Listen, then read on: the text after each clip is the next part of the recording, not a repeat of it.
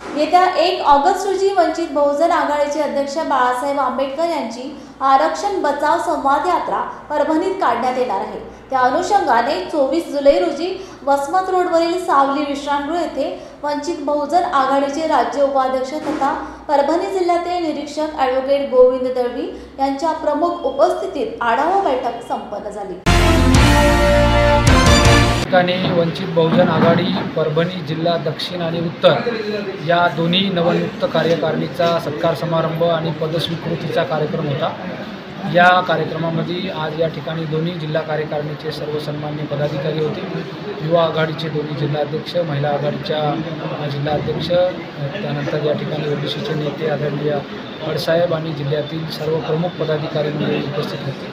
या प्रसंगी कामकाजाच्या संदर्भामध्ये संघटनात्मक दृष्टिकोनातून ज्या पद्धतीने पुढे वाटचाल करायची आहे त्याच्या काही अति महत्त्वाच्या सूचना देण्यात आल्या।